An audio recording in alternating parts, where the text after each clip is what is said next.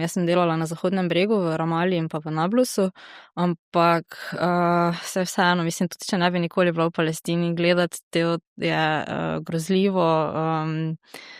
Ne vem, jaz sploh ne vem točno, kako se vsako jutro kako vstanem s postelje, ker mi je, ko vidim vse te posnetke, pa ko poslušam komentarje, pa ko pač to je toliko neke zlobe, pa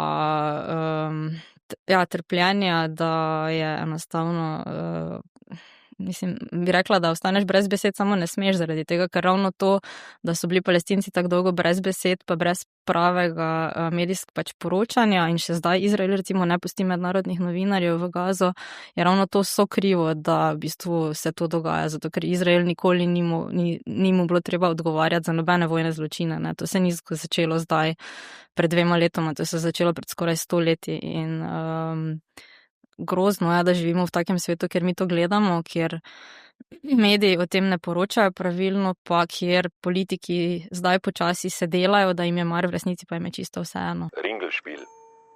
Zavrtite se z Jasmino Cehnar v Večerovem podkastu. Zdravo, dobrodošli v podkastu Ringelšpil, kjer se zavrtimo skozi življenja zanimivih sogovornikov iz naših krajev. Sem Jasmina Cehnar in vas vabim, da se naročite na podcast prek katerega od kanalov za podcaste in nas spremljate na www.večer.com. Danes je z mano Ana Tasić, humanitarka, aktivistka, članica Gibanja za pravice Palestincev in nekdanja prostovoljka v begunskih taboriščih na Zahodnem bregu. Diplomirala je iz mednarodnih odnosov in magistrirala iz človekovih pravic. Je pa tudi popotnica, vaditeljica smučanja in v zadnjem času predvsem kmetica na družinskem posestvu Valde Gverenini, kjer med lamami, osli in drugimi živalmi vodi izobraževalni turizem. Ana, lepo pozdravljena. Zdravo.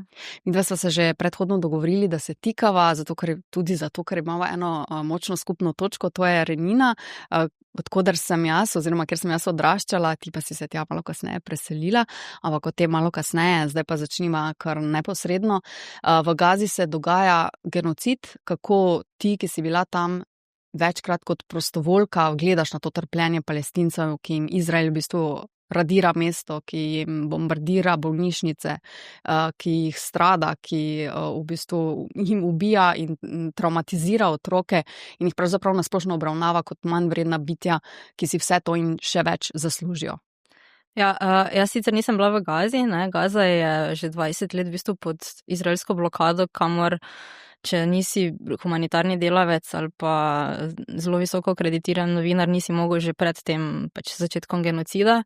Jaz sem delala na Zahodnem bregu, v Ramali in pa v Nablusu, ampak vseeno, mislim, tudi če ne bi nikoli bila v Palestini, gledati te je grozljivo. Ne vem, jaz sploh ne vem točno, kako se vsako jutro kako vstanem s postelje, ker mi je, ko vidim vse te posnetke, pa ko poslušam komentarje, pa ko pač to je toliko neke zlobe, pa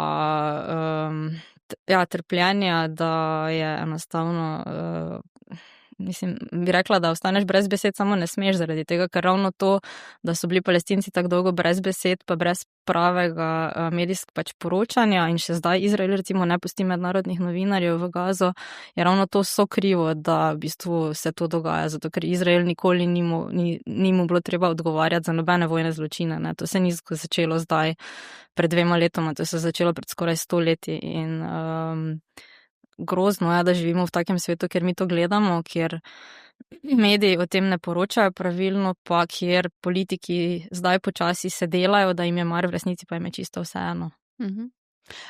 Zdaj lahko bi rekli, da je v bistvu to dogajanje v Palestini najbolj dokumentirano množično pobijanje v zgodovini človeštva, pa vendar ne, Izrael ni nobenih ukrepov, ne. Nenazadnje smo jih na Evroviziji nagradili z največ glasov ljudstva.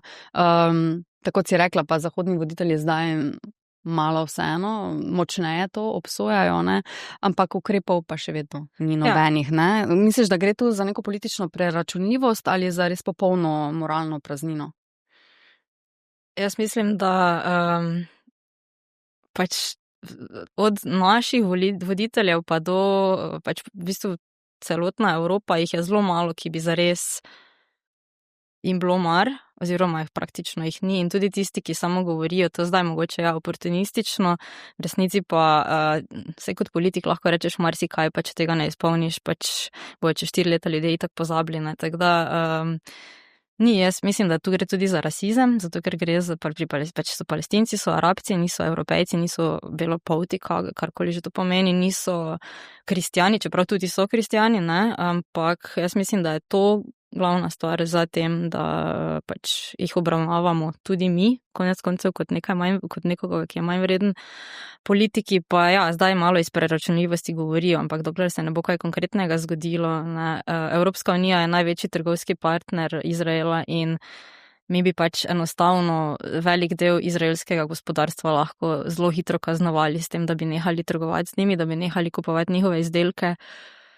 Pa je zdaj vse to na nas kupcih, zdaj kolikor je pač javnost ozaveščena, ne, zdaj pri nas recimo mi lahko ozaveščamo ljudi, da naj ne kupujejo datljev iz Izraela, zaradi tega, ker so to datlji, ki so iz ilegalnih izraelskih naselbin, ki so pač z ukradene palestinske zemlje, ampak seveda to globalno ne bo imelo nekega učinka, absolutno je to treba pač spodbujati, ampak gre za sistemski problem, ne. Evropska unija, torej zahodni voditelji bi morali enostavno uvesti vse te stvari, ki smo jih uvedli proti Rusiji, ko je pa napadla Ukrajino, pa jih nismo, ne. Gre za zelo veliko dvoličnost politike in medijev tudi konec koncev, ne. Nehali smo poročati o tem, karkoli, pač Rusijo so čisto, ne obstaja več, ne, sploh ne bomo več niti o njihovih pisateljih govorili, pa o njihovih skladateljih. Izraelci pa še vedno vabimo na Eurovizijo, še vedno, ne, konec junija bo v Mariboru Evropsko atletsko prvenstvo 2. in 3. divizije, na katerega je tudi vabljen Izrael, izraelska reprezentanca naj bi tu tekmovala 28. in 29. junija. Ampak, ne, Rusi pa Belorusi pa jim ni dovoljeno nastopanje, tako da pač to je sramota.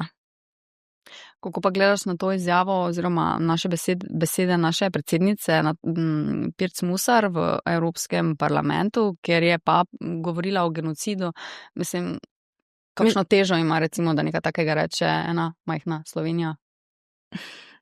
Kolikor sem spremljala tuje medije, o tem sploh nihče ni poročal. Tako da ja, lahko je ponosna, rekla, da je ponosna na svoje besede, da si je upala, hvala Bogu, ampak je to treba 2 leti genocida, zato da si nekdo upa, to bi vsi politiki morali že ves čas govoriti, odkar se je in vedlo se je po enem mesecu, da bo Izrael pač z vso silo udaril po Gazi in da bojo hoteli jih uničiti. Tako da ja, absolutno podpiramo vsako, tudi če si ljudje zdaj premislijo, ampak potem naj nekaj naredijo, ne, prazne besede ne bojo nobenega otroka v Palestini rešile. In vidimo zdaj te dni res veliko posnetkov, ne, teh otrok zastradanih, v bistvu traumatiziranih, krvavih. To je res grozljivo, ne. In če se te to ne dotakne, jaz ne vem, no. Nisi človek. Gaza je, torej v Gazi, ki je velikost občine Bovec, ne, 365 kvadratnih kilometrov, je pred tem genocidom živelo dobra 2 milijona ljudi, ki so bili praktično zaprti v kletko. Izrael nadzoruje vse, že odprej nadzoruje vse, vključno z morjem, pač vse mejne prehode, vse, v bistvu živijo znotraj ograde, no, čisto tak. In od tega je 1 milijon otrok.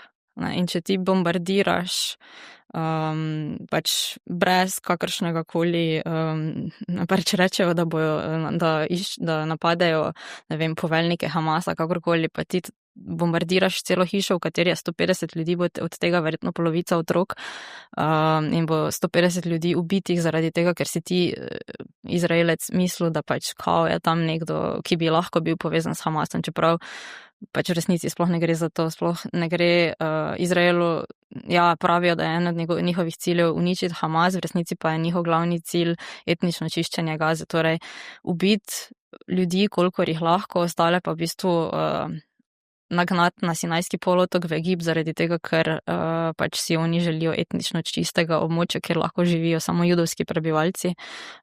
In to je v 21. stoletju pač bi moralo biti absolutno nedopustno, ampak očitno ni, ne. Na Palestini imaš ti veliko prijateljev, koliko si v stiku z njimi in če si v bistvu, kaj ti pripovedujejo? Jaz zdaj občasno sem v stiku zaradi tega, ker tudi ne moreš samo depresivnih sporočil skozi pošiljati, pa reči, ja, upam, da si v redu, ne, ker moji prijatelji so sicer vsi na Zahodnem bregu, ampak tudi na Zahodnem bregu se v bistvu izraelsko nasilje stopnjuje. V zadnjih 3 mesecih je bilo nasilno razseljenih več kot 45,000 ljudi. Vsak dan so poročila z juga Zahodnega brega, da izraelski naseljenci, ilegalni naseljenci, torej terorizirajo lokalne kmete, jih napadajo in pobijajo živino, jim zastrupljajo vodnjake, sekajo oljke in v bistvu naganjajo celotne skupnosti v mesta samo zaradi tega, da bi potem pač oni prevzeli to te kmetijske površine. Zdaj moji prijatelji pač bojijo se. Imeli smo jih tudi tukaj, palestinske umetnike in novinarje v zadnja 2 tedna. To mi je tudi žal, da večer se ni odzval na razstavo Mohameda Sabaneha, ki je do danes še ki se danes zapre, karikaturista v obratu na Trgu francoske revolucije. Ja. Bom absolutno danes, kolega, ki to pokriva, pocukala za rokav. Ja, danes do 9 je še odprta. Potem smo imeli predavanje Mahmuda Mune iz Educational Bookshop v Jeruzalemu, ki je zelo, kako bi rekla, velika kulturna avtoriteta na palestinskem ozemlju, pa je imel izvrstno predavanje v Sodnem stolpu pred 2 tednoma in je pač, potem je bil pa tu tudi Farid Tamala v sklopu obeležitve tedna Nakbe, torej katastrofe palestinskega pregona leta 1948, ki je tudi imel ne v Mariboru, ampak v Ljubljani predavanje in v bistvu vsi govorijo o upanju, ne, kadar Palestinci pač to je njihova zemlja, to je njihova domovina in nekdo, ki pač oni nimajo možnosti, da bi se predali, zato ker predaja pomeni izgon oziroma smrt, pač tu druge opcije ni, ne. Palestinci niso, tako hočejo Izraelci pokazati, da so to krvoželjni ljudje, ki hočejo vse Jude pobiti, ker to sploh ni verski konflikt, ne, ampak so ljudje, ki enostavno branijo svojo zemljo pred okupatorjem, ne. Tako se v 2. svetovni vojni so se partizani uprli pač nacistični okupaciji Slovenije oziroma tudi Maribora, ne. Tako se pač Palestinci že toliko dalj časa na različne načine upirajo izraelski okupaciji, ki je nasilna, ki je dehumanizirajoča, ki ubija, ki v bistvu ponižuje, ki diskriminira, ki krade zemljo in tudi po mednarodnem pravu se imajo ljudje, ki so okupirani, pravico braniti proti okupatorju tudi z nasiljem, ne. Zdaj, ko menjaš te prijatelje na Zahodnem bregu in zaostritvi razmer, se tudi tam v bistvu ti pravijo, da se bojijo, da se jim bo Gaza zgodila? Ja, saj je v bistvu glavni cilj Izraela oziroma zionističnega projekta je v bistvu Zahodni breg. Gaza je pomembna bolj zaradi tega, ker je pač obalna, kako bi rekla, obalni kraj oziroma pač del dežele, ker ni samo kraj Gaza, zaradi tega, ker so pred Gazo odkrili velike zaloge zemeljskega plina. Ampak Zahodni breg je pa v bistvu sploh tem verskim fanatikom v izraelski vladi glavni cilj zaradi tega, ker pač te zgodbe, ki so iz Svetega pisma, ki jih oni uporabljajo za legitimizacijo svojih idej, so v bistvu Zahodnega brega ogromno, pa predvsem pa gre za vodo. Vodo in rodovitno zemljo, ki je pa pač voda prihaja z Zahodnega brega, ker to je hribovit del zgodovinske Palestine. Reka Jordan, ki je največja reka, čeprav v primerjavi z našimi rekami je to potoček, je tudi v bistvu glavni vir napajanja rodovitnih kmetijskih površin v dolini reke Jordan in to vse Izraelci kradejo. Gre za biznis, čisti biznis, samo da je pač zakrit z nekimi kao verskimi floskulami, zato da pritegnajo te ekstremistične verske fanatike izraelske, ampak v resnici pa gre za to, kdo bo prevladal na večjem delu zemlje, zato ker si pač oni želijo naravne resurse. Predvsem mladi, ne, so zelo radikalizirani Izraelci, ne, prej so omenila požige, ne, na Zahodnem bregu in v bistvu da na vsakem koraku grenijo pravzaprav Palestincem življenje. Ja, in to je grozljivo gledati ravno mogoče še bolj zaradi tega, ker to gre za najstnike. To so fantje, ki so bili od rojstva v bistvu, pa tudi ženske, deklice, ki so bili od rojstva indoktrinirani, da so več vredni, da je to da je Bog njihovim prednikom oziroma njim namenil to zemljo in kdorkoli drugi je tam, pač do nje nima pravice. In ko ti vidiš 15-16-letnika, ki s palcami napada palestinske kmete, za njim pa stoji vojska, ki ne naredi nič, ali pa njegovi starši ali pa strici, ki pač tam z avtomatskimi puškami okoli hodijo. Pač to je družba, ki je popolnoma zabredla, ki enostavno, to so ti ekstremisti, ampak tudi večina Izraelcev, torej judovskih Izraelcev, oni so tako indoktrinirani, da tega sploh si ne moremo predstavljati, da, mislim, meni se to sliši kot Severna Koreja, ampak oni so dejansko od rojstva, od vrtca vzgajani, da so oni več vredni in da oni morajo svoje sovražnike napasti, preden bojo sovražniki njih. In ti sovražniki so Arabci in muslimani, v bistvu. In tudi znotraj Izraela, Palestinci, ki jih tam živi približno 2 milijona, ki ima izraelsko državljanstvo, so manj vredni, so tarče napadov. In ja, v bistvu se Palestinci bojijo, da bo Izrael napadel, da bo zradiral Zahodni breg ali pa se s tako močjo vrgel na Zahodni breg, kot so se vrgli v Gazo. S tem, da je Zahodni breg bistveno večji, nekaj več ljudi tam živi, je pa zelo razdrobljen zaradi tega, ker so Izraelci v bistvu z svojimi ilegalnimi naselbinami pa z svojim sistemom cest pa infrastrukture tako razdrobili palestinske naselbine, da ljudje sploh ne morejo se skupaj združiti, da bi recimo niti za protest ne morejo priti skupaj. Ne. Na Zahodnem bregu, ki je veliko približno, območje veliko približno 3000 kvadratnih kilometrov, je okoli 1000 kontrolnih točk. Ne? In Izraelci v bistvu lahko zaprajo ceste, zaprajo vasi in če se oni tako odločijo, če se vojska tako odloči, pač Palestinci ne morejo nikamor. In za pot, ki je mogoče v normalnih razmerah 2-3 ure, lahko tudi 2 dni porabiš ali pa sploh nikamor ne prideš. Ne? Tako da je normalno življenje čisto onemogočeno že zdaj. Tudi če nič ne bi bombardirali, če jih nič ne bi streljali, pa jih vsak dan, v bistvu ti ne moreš normalno živeti na Zahodnem bregu. Ti si lahko potovala med temi različnimi deljami kot prostovoljka. V bistvu, kako so na te gledali Izraelci kot na tujo prostovoljko? Vse Izraelci niso vedeli, kaj jaz tam delam. Jaz sem pač prišla v Izrael čisto tak na turistični vizi. Tak je bilo pač, jaz sem bila takrat pred 8 leti v Palestini, 1 leto pa pol. In v bistvu ti pristaneš v Tel Avivu, pa če oni nimajo nekih, če ne sumijo, da si ti simpatizer Palestine ali kakorkoli, te v bistvu po nekaj neprijetnih vprašanjih, sploh če imaš prijatelje v Izraelu, te zelo hitro spustijo naprej. Ampak če pa te malo nekaj zahaklajo s kako čudno štampilko v potnem listu, pa si hitro nekaj ur na meji. Ne. Če pa vidijo, da pa si ti, ne vem, karkoli, kakršnekoli dogodke v korist Palestine ali pa karkoli na njih sodeloval, pa te lahko tudi zavrnejo. In jaz mislim, da če bi zdaj poskušala iti, da bi me verjetno, če bi me tisti na meji spregledal, bi me verjetno pač poslal nazaj. Ampak drugače pa tako izgleda, da jaz lahko pač letim v Tel Aviv, in Palestinci ne morejo. Ne? To je letališče, ki ga lahko uporabljajo samo Izraelci pa tujci. Palestinci morajo čez Jordanijo vedno leteti. Tisti iz Zahodnega brega, ki dobijo dovoljenje. Z Gaze tak ne moreš nikamor. In jaz sem potem pač šla z avtobusom v bistvu v Jeruzalem, pa potem iz Jeruzalema v Ramalo. Nobenega problema, ker na poti na Zahodni breg te v bistvu noben niti ne kontrolira. Potem pa tam pač dosti je kontrolnih točk, ampak ti kot tujec s tujim potnim listom si itak 1000-krat privilegiran, ne? Tako da lahko greš kamorkoli. Zdaj je pač bolj zamudno, zato ker je res dosti več kontrolnih točk, pa ja, v bistvu se lahko oni odločijo, da pač bojo glavno cesto zaprli za 2 dni, pa ne more nihče nič. Tudi če si v rešilcu, tudi če ženska rojeva na kontrolni točki, briga njih. Ampak jaz sem imela v bistvu srečo, da sem lahko cel Zahodni breg prepotovala, se to res je malo območje. No. Tudi prehodila sem dost, ker je tam ena zelo zanimiva pohodniška pot, v bistvu od severa do juga. Ljudje so izjemno gostoljubni, zelo lepa narava je, samo je pač vedno manj, ker je vedno več izraelskih naselbin in v bistvu uničujejo naravno pokrajino, kot je bila nekoč. Zdaj torej, če se ne motim, imaš tudi prijatelje na izraelski strani.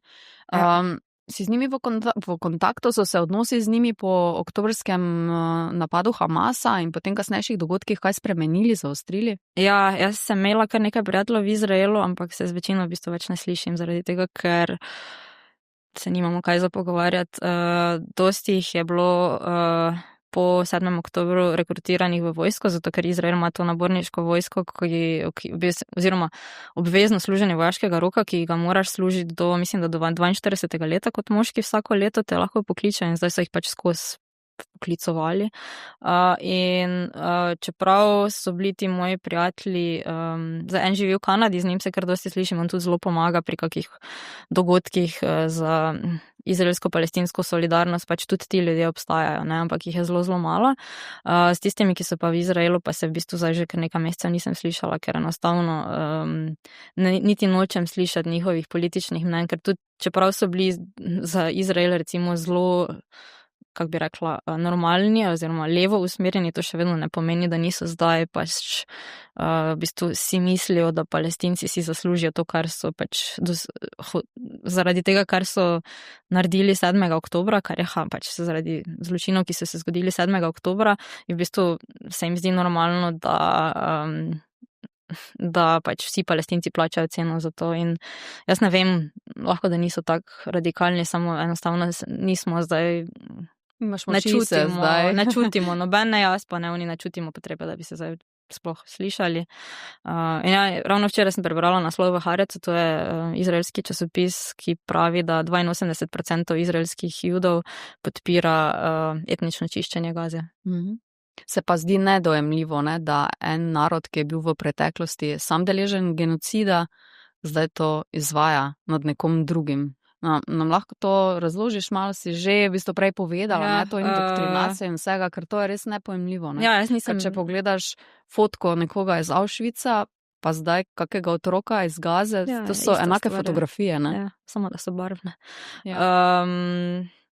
Jaz nisem psihologinja, tako da sploh ne morem, da si tu nekaj razlagati, no, ampak ena teorija je, da pač tako v bistvu, če je otrok žrtev nasilja, bo potem tudi tisti otrok, ko odraste, pač zganjal nasilje, ne, tako da lahko, da je tudi cela družba v bistvu taka, tako da je ena od stvari, ki v bistvu Izraelci so, ali pa verjetno pač cela judovska skupnost tudi po svetu so zelo itak traumatizirani zaradi holokausta, ne, in to je nekaj, kar se prenaša iz generacije v generacijo. In v bistvu zdaj pač vprašanje, koliko jih je to zaznamovalo, to seveda ni noben izgovor, ne, ampak to, potem pa ta izobrazba, da so pač oni boljši in da se morajo braniti v tem morju Arabcev, da bojo preživeli,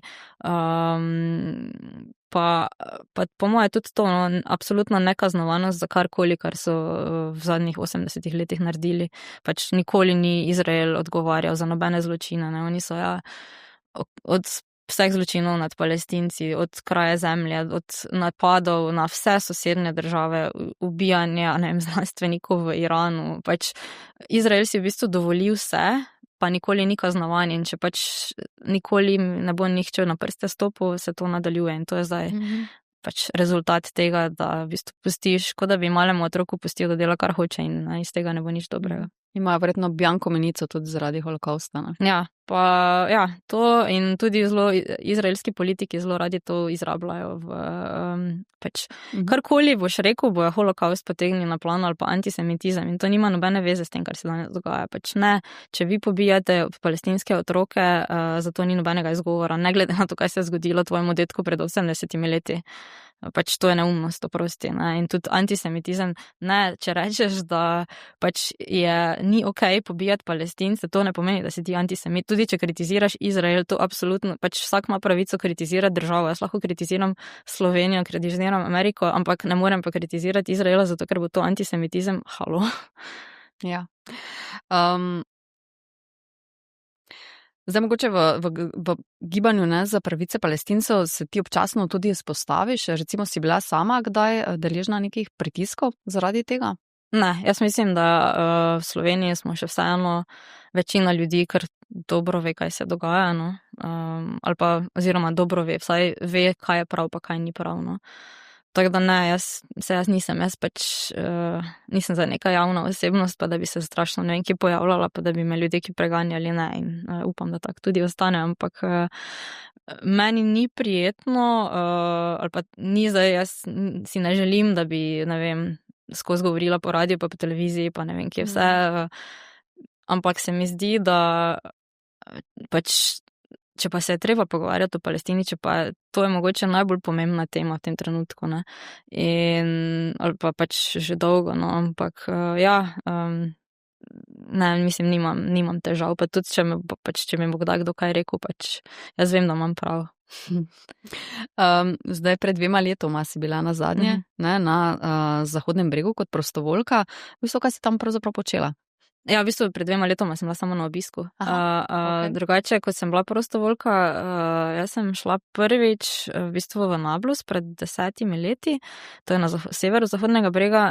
Našla sem eno palestinsko organizacijo, ki se reče Project Hope, in v bistvu upanje, ki ga pač Palestinci skozi nosijo s seboj, Hope, to pomeni, mislim, oni organizirajo različne delavnice za otroke v begunskih taboriščih predvsem, ker to so otroci, ki so recimo 3. generacija rojena v begunskih taboriščih, zaradi tega, ker je Izrael njihove prednike pregnal z njihovih domačij, torej leta 1948.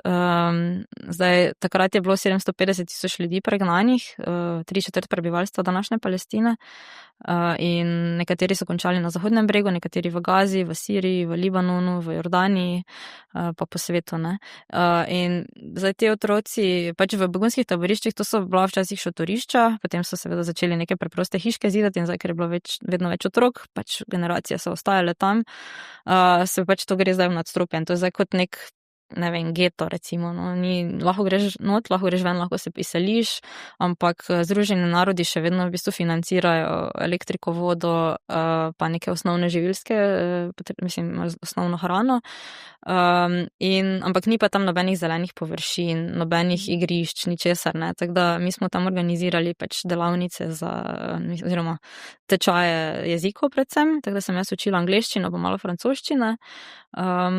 Potem sem delala na enem projektu 1 leto kasneje na jugu Palestine, na jugu Zahodnega brega, ker smo v bistvu imeli neko kulturno izmenjavo, pa smo urejali eno pohodniško pot tudi. Potem sem pa ugotovila, da lahko grem jaz preko projekta Erasmus, torej preko Evropske komisije, v bistvu na izmenjavo Evropska prostovoljna služba, tako se je takrat imenovala, in se šla za 1 leto tudi spet delati begunska taborišča, s tem, da smo bolj povezali aktivnosti, športne aktivnosti za otroke, pa nekaj za ženske, tako da v bistvu je bila to bolj izkušnja za mene, kot pa za nek strašno izobraževanje za tiste otroke tam, ampak jaz sem se pa ogromno naučila, pa pač ker sem toliko stvari videla, toliko krivic, se mi pač zdi prav zdaj, da lahko o tem govorim, no. Kakšni so otroci? Otroci so taki kot povsod, nagajivi, radovedni, igrivi, pač dosti jih je. Še se spomnim mene skupine, v bistvu palestinskih otrok je prišla v Maribor, mislim, da je bila to neka takšna izmenjava, ki se je redno dogajala, zdaj ne vem, če to še je. Tudi mislim, da so bili poškodovani zaradi napadov in tako. In se spomnim, da so jih peljali na Pohorju, ker so prvič videli sneg in so bili čisto navdušeni.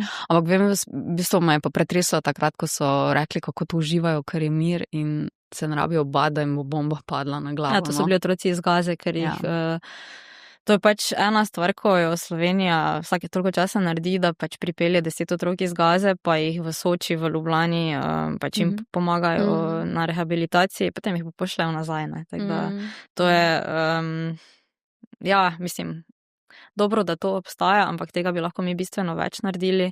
In zdaj nazadnje, ko je ta skupina otrok prišla, 10 otrok smo tudi letos ali lani že pripeljali, letos po zimi pripeljali iz Gaze, ampak potem pač prišli so se politiki slikati z njimi, ne, potem pa so v bistvu te otroke prepustili, no, mislim, zelo so se trudili na Soči, pa to, da so jim proteze pač uredili, pa da so shodili nekateri, ampak ni bilo pa nobenega načrta, da bi jim dali status beguncev oziroma da bi jih vključili pri nas, ne, in kam jih boš vrnil v Gazo, se jih ne moreš, ne, in so potem ti otroci tudi, mislim, da je kar nekaj družin šlo naprej v druge države.